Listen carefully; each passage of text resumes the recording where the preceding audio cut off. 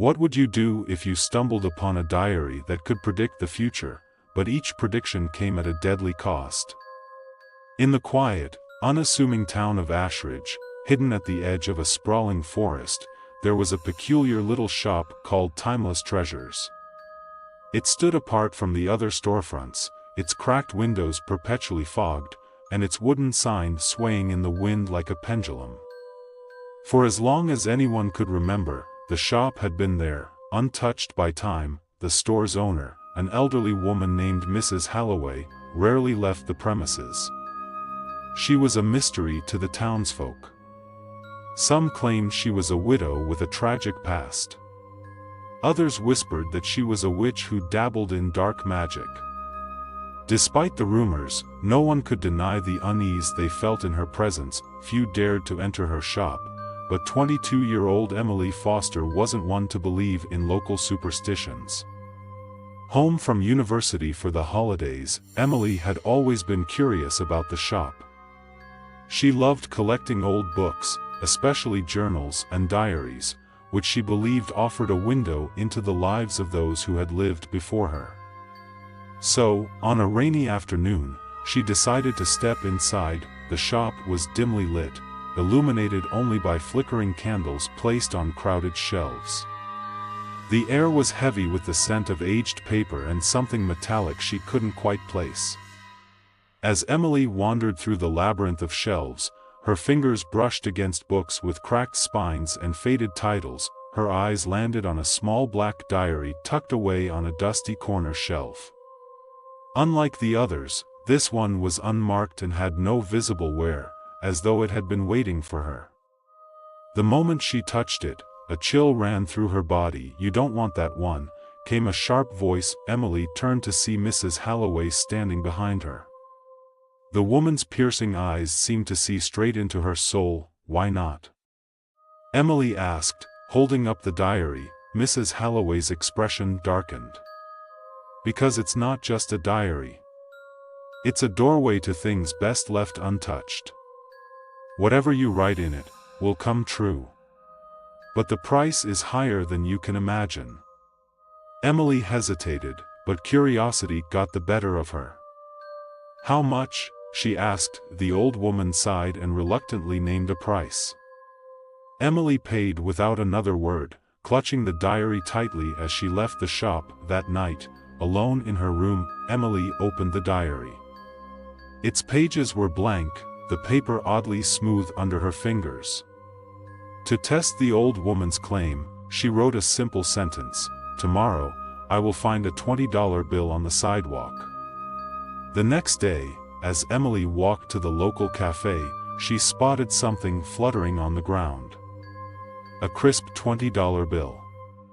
She laughed, chalking it up to coincidence, but part of her couldn't shake the feeling that the diary might actually work. That evening, she decided to test it again.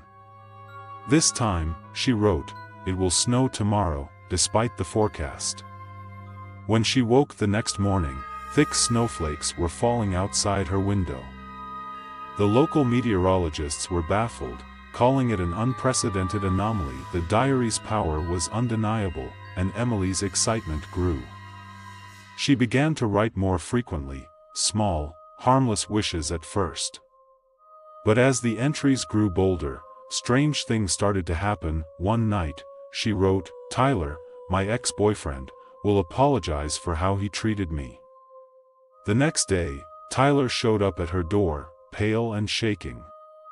He muttered an apology before abruptly walking into the street, and into the path of a speeding truck. Emily was horrified. She hadn't written anything about his death, but it felt like the diary had twisted her words. Terrified, she flipped through its pages and noticed something she hadn't seen before: faint red stains appearing in the corners of the pages she'd written on. Each time she made an entry, the stains grew darker and larger, spreading like blood. Determined to stop, Emily locked the diary in a drawer and vowed never to use it again. But the diary seemed to have other plans. At night, she would hear faint whispers, like the rustle of pages turning. Her dreams were filled with shadows, figures urging her to write. One morning, she woke to find the diary open on her desk, with a single sentence scrawled in her own handwriting: "You cannot stop." Panicking, she returned to Mrs. Halloway, who listened silently as Emily recounted everything. "I warned you," the old woman said. "The diary doesn't grant wishes, it takes something in return. And now, it's bound to you." Emily pleaded for a way out. Mrs. Halloway handed her a small vial of black liquid. "There's only one way. Write your own name in the diary and drink this. It will sever the connection, but it will cost you everything." Emily took the vial and left, hoping to find another solution.